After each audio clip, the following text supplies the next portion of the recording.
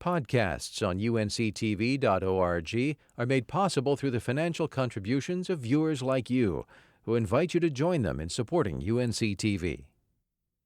Historic Hope Plantation in Bertie County tells the story of rural life in 18th and 19th century eastern North Carolina. The centerpiece is Hope Mansion, the restored home of former Governor David Stone. And now, recent discoveries by a dedicated curator have resulted in a whole new understanding of life at Hope Mansion. Producer Derek Long traveled to Windsor to find out more. Historic Hope Plantation is the restored estate of former Governor David Stone. David Stone was born here in Bertie County, probably just a couple of hundred yards over that way. Son of a wealthy merchant from Massachusetts, David Stone received a medical degree from Princeton at age 18, and then he returned to North Carolina and studied law. From being a lawyer, he became involved in politics, again getting elected to the U.S. Senate, and serving 2 terms as governor of North Carolina from 1808 to 1810. A foundation was formed in the 1960s to purchase and restore the home. Opened in the early 70s, and to furnish the house, they had David Stone's estate inventory to go from. But it was very, very large. It runs 50 pages. Half of that was taken up with books. But they were having trouble with the order of the inventory.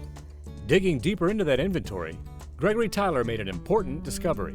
We realized that the inventory had been out of order, and when we got it in order, then the room usage started to fall in place.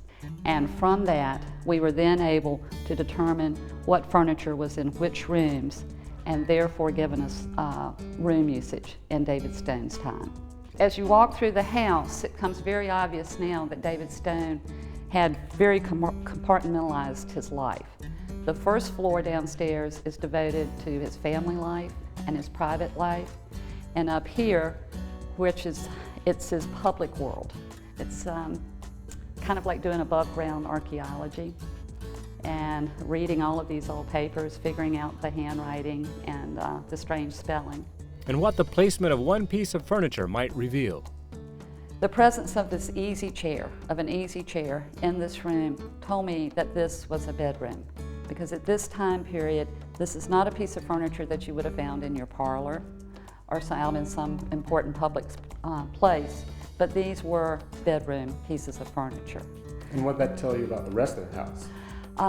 It made me realize that all of his personal bedrooms are definitely on the first floor, and so he's really kind of got 3 zones going on here, with his first floor for the family, second floor public life, and this northeast corner from the basement up to the top of the roof is the area of the house that the slaves have access to so they can perform their duties in the rest of the house.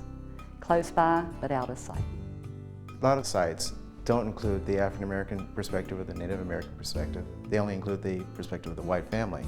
And here at Hope, they've been making a point of trying to figure out how to describe the space so it shows what the black members of the household were doing.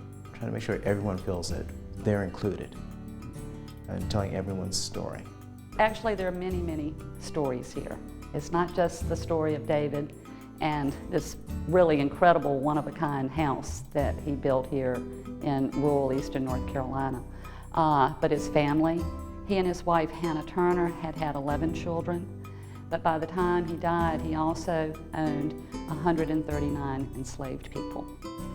And with this new interpretation, I feel like that we can start to focus not just on David Stone, the man, but his personal life, his wife, his children, what happened to them, and understanding how the enslaved black family here at Hope would have functioned in the house. And that's the bigger story that we're now able to tell with the new room arrangements.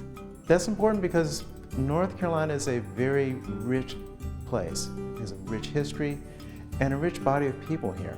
And that includes Native Americans, African Americans, and Europeans. And historically in the past, we haven't always been able to do that. And it builds a sense of community and better represents just who we are. This is Derek Long for North Carolina Weekend.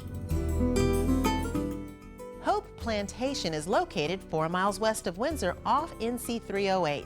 For more information about upcoming events, call 252-794-3140 or go online to hopeplantation.org. Podcasts on UNC-TV.org are made possible through the financial contributions of viewers like you, who invite you to join them in supporting UNC-TV.